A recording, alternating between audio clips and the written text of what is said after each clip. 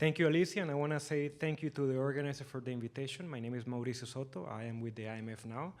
I've been coming to this conference for at least the last 15 years, so it's been a pleasure to be here again and see many familiar faces and some new faces. I think Stefan did a very good job explaining the paper, so I really encourage you to read it. And maybe it's important to put this in context. Why do we care what happens in Switzerland? A place that is much smaller than the US. They have about 8.5 million people compared to more than 320 million. But there are some similarities, and especially if we look at their pension system, we see that the pension system, the public portion of the pension system in Switzerland, aims to play a similar role to the US Social Security. What do I mean with this? If you look at the progressivity of the system, it's very similar. That is the chart on your left.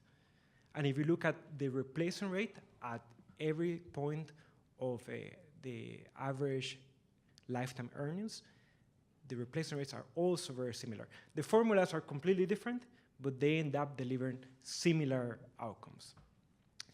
Also in terms of how big the system and the role the system is supposed to play in the retirement income, to provide retirement income security, is very similar.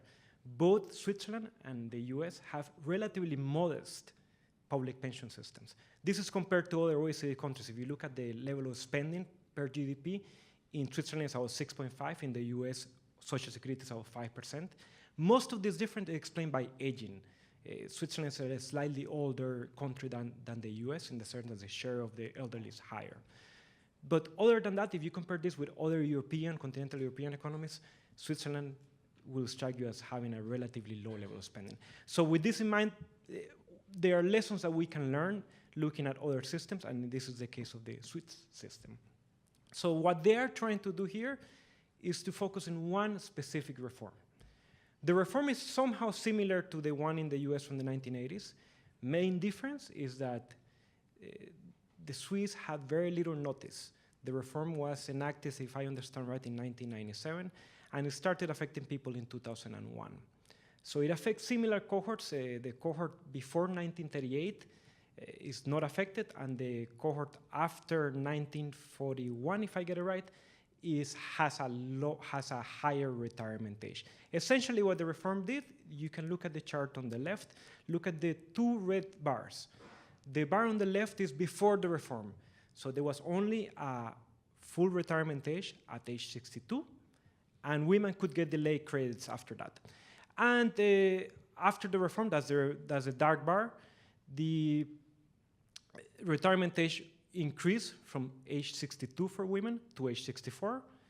It had an interesting component that for the transition for cohorts between born between 1939 and 1941, and cohorts between 1942 and 1947, those in the middle had a slightly more generous deal in the sense that they didn't get an actuarial discount that reflected mortality and interest rates. So what you see on the chart on the right is the wealth profiles that Stefan was talking about.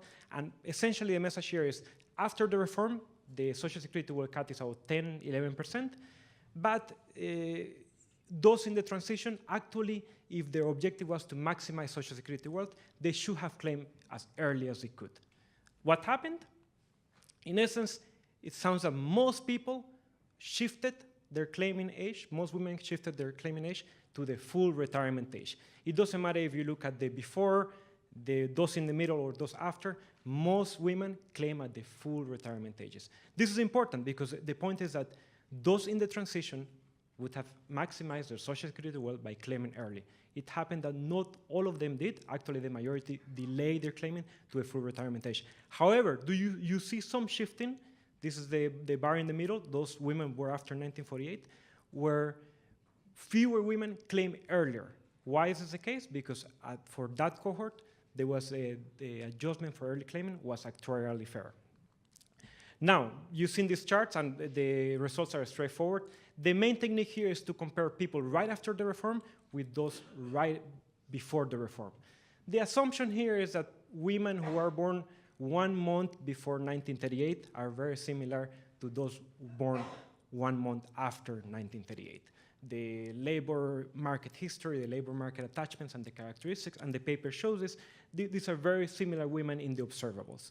So by comparing how they react differently to one relatively arbitrary cutoff point, which is 1938, you can see whether people are claiming earlier or not, given the introduction of a full retirement age, in addition by 1 year for one cohort, 2 years for another cohort with preferential treatment for early claiming, and the outer sample that has people born after 1948 who have a full increase in the retirement age of 2 years.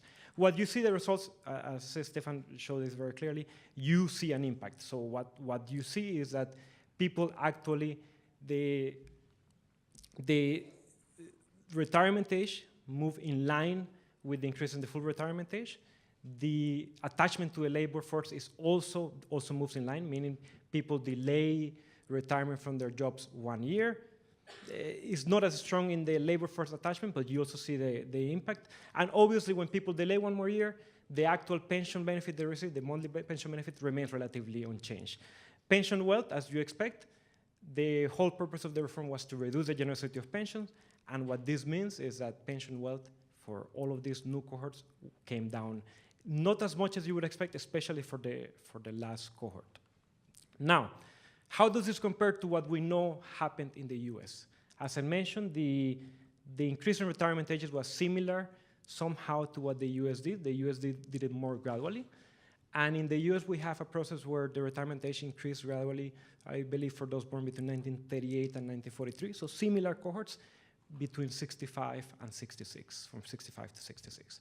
So what you observe in the US in the most recent data is that there's a clear shifting in the hump. So there is no particular reason to claim at 65 other than this is publicly the full retirement age. And it happens that the hazards of retirement are higher at 65. So you have a bump in the early eligibility age of 62 in the US, but you also observe that many people claim when they reach the full retirement age. As the full retirement age has been increasing, we have also observed that the claiming age has mimicked this increase. And these are 2 pieces of evidence. This is from Song and Manchester using administrative data. And if you look at the hazard rates from Blau and co-author using HRS data, you observe the same behavior. So what this compares is earlier cohorts born between 1932 and 1947. Those are the dotted lines. So the peak of there's one peak of the hazard at age 65, the full retirement age for that cohort. But you also observe that as the full retirement age shifted by, I think this is half a year for those born in 1940, you see how the claiming pattern also shifts.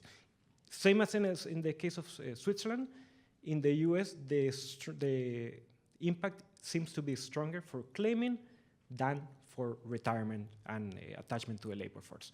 Now, there are a few suggestions that I can think of. Is the paper puts a lot of emphasis on what happened and whether there was an increase on the full on the claiming age as the full retirement age increased. However, I wonder who are the people who are actually claiming early. It's a non-zero amount. I think women, about 20% of women claim early, and about 10% of men claim early. Who are these individuals? What makes them different? Are they really liquidity constrained?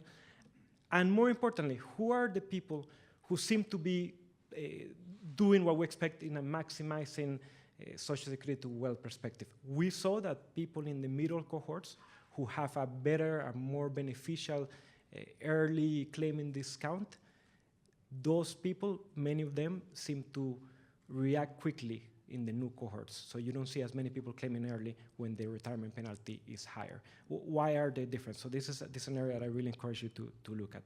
The second part is the paper is missing that in many cases the retirement decision is really a household decision. Women and men coordinate retirement decisions, and I think the paper could take a little more advantage of this, given that they can identify couples.